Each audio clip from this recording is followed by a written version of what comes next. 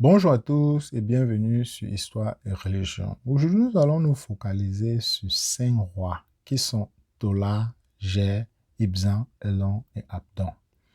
Eh bien, j'ai pris 5 rois tout simplement parce qu'on ne connaît pas beaucoup sur eux et ça ne pouvait même pas faire 1 minute si je devais parler d'eux. Sans plus tarder, on se retrouve juste après le générique.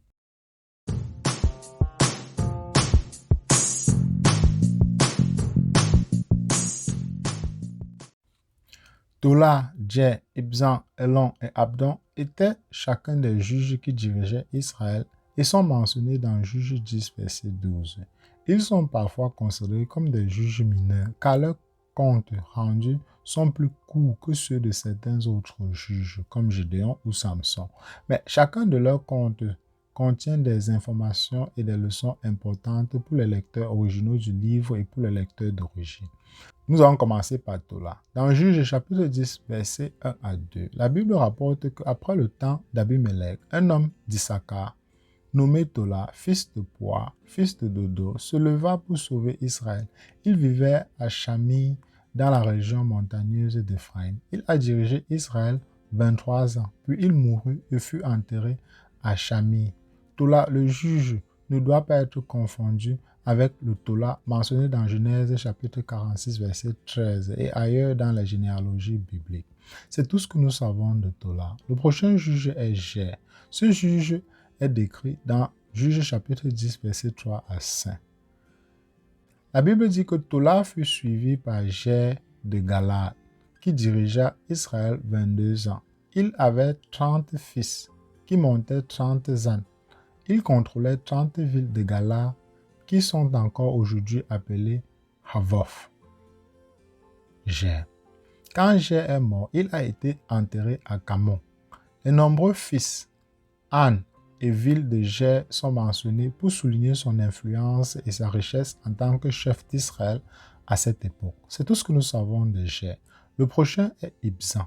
Juge 12, verset 8 à 10 note que après Jephthé, Ibzan de Bethléem conduisit Israël.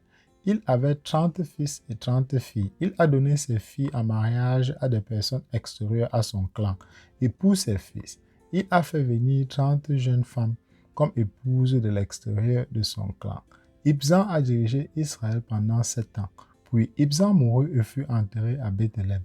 Bien qu'Ibzan soit né et mort dans la même ville, ses 60 enfants lui ont donné une énorme influence. Ses fils ont épousé des femmes extérieures à son clan et ses filles ont été données à des hommes extérieurs à son clan.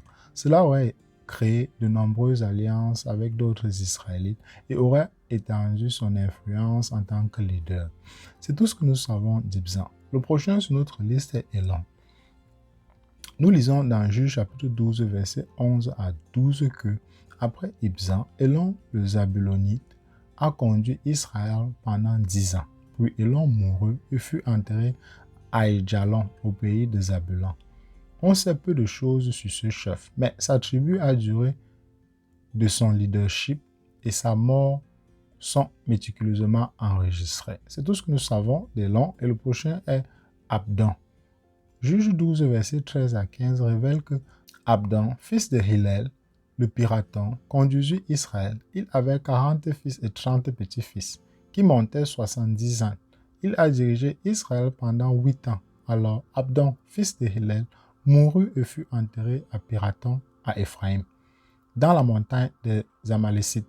Homme très riche et avec une famille nombreuse, Abdon, de la tribu d'Éphraïm, aurait été bien connu en son temps. Chaque juge a été appelé par Dieu pour sauver les Israélites. En conclusion, nous pouvons noter que chaque juge a été appelé par Dieu pour sauver les Israélites à un moment précis et dans un but précis. Aujourd'hui encore, Dieu utilise son peuple dans des lieux et à des moments spécifiques pour accomplir ses plans de manière à en aider beaucoup d'autres. Eh bien, nous arrivons au terme de cette vidéo. Elle était très courte, c'est le but de la vidéo pour que chacun puisse retenir ou apprendre quelque chose de chacun de ces juges avant la plus grande vidéo qui frappera la chaîne. Assez avec la hype, on se retrouve très rapidement pour une prochaine capsule.